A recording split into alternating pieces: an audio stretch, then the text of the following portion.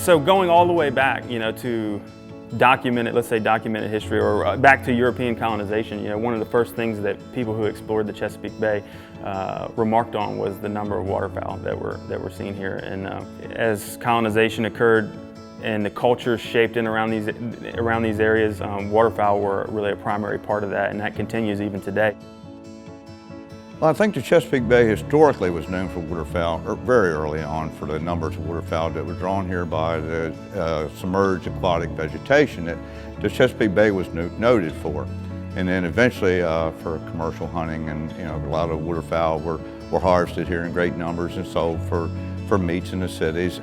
And it's been a concerted effort to increase the water quality in the bay, increase the bay grasses, and also increase the habitat on the ground surrounding those bays for waterfowl at least during the migratory portion of their flights.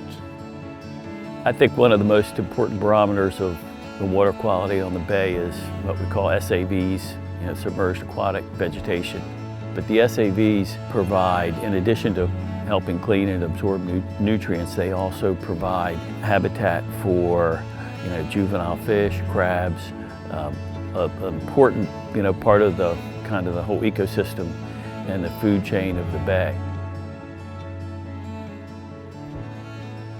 If you look at the Chesapeake Bay, the watershed, not the bay itself, the watershed is 64,000 square miles. That's huge. It goes up to central New York. So when you look at Maryland and Virginia, the watershed, the portion of the watershed that is within these two states is small relative to what states like Pennsylvania and New York have. With that in mind, all of the impacts on the landscape up in Pennsylvania and New York, also in Maryland and Virginia, anywhere in the watershed, right? That is what's impacting water quality, right? If you take 100,000 acres of forest and turn it into 100,000 acres of ag, you're going to end up with more sediment and more nutrients coming into the bay. It's easier for a farmer in Maryland to understand his impact on the bay because on the weekend he gets in his boat and goes out on the bay and catches crab. A guy in central New York may not have the ties to the Chesapeake, and so communicating that there's a need way up there to improve the bay down here is a challenging thing, right? Because if everyone understands that, then we'll be that much closer to achieving our goals.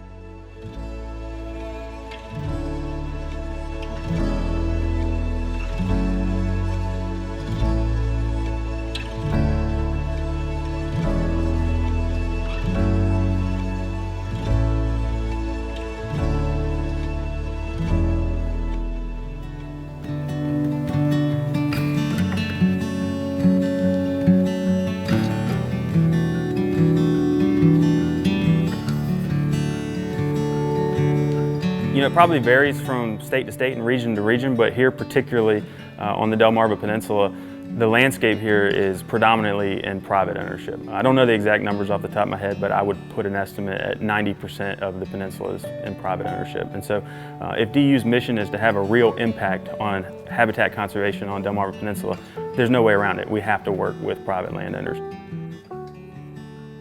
The conservation side, I've bought into the idea that Ducks Unlimited had put out of habitat for waterfowl forever. And as a landowner, I think we have a responsibility to make the property better than we left it. Well, the East Coast, especially around the Chesapeake Bay, land is precious. You have a combination of federal land, state land, and the private landowners.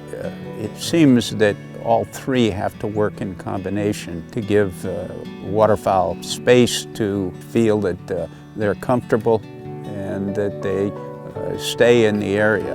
I think as we work with the private landowners and the state, if we make the area more attractive to waterfowl, everybody wins on that. By conserving the land with people like Ducks Unlimited and people like Jerry and Bobby that are interested in preserving the land to make it better, not just leave it alone. And what I've seen is when you do that, the wildlife responds. By doing all this with a waterfowl focus, we've successfully preserved habitat for countless other types of wildlife. It's, for me and my wife, our son, It's a great enjoyment to just watch the birds use the property and be a part of that migration, seeing all the waterfowl use the property. It creates a great deal of satisfaction in our family.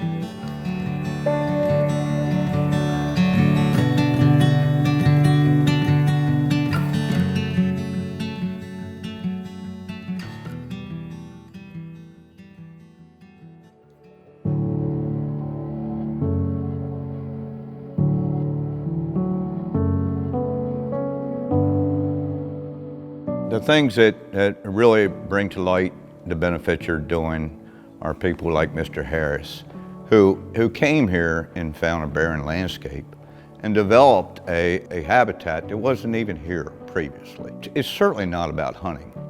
It's certainly about understanding why those waterfowl are in that environment, and not solely about how many waterfowl you could harvest that day. The things that man influences in my generation, it's been the norm to say, well, if man changed it, then if we just left it alone, it would be better. And I don't agree. What I've seen is, as that the trends become hands-off, the degradation actually becomes quicker. I think it's better to manage and mitigate the damage as we learn the best practices to do that. No matter what area you live in, if you conserve the natural areas and the natural habitat, all that, the wildlife, the natural areas make people's lives better. The food that we eat is better, the air that we breathe is better quality. On the East Coast, from the mountains to the coast, there's nowhere where you're not interacting with the water system, whether it's Delaware Bay, Chesapeake Bay, or many of the rivers as you get south. So it's everybody from there down is benefiting by what everybody else does to conserve.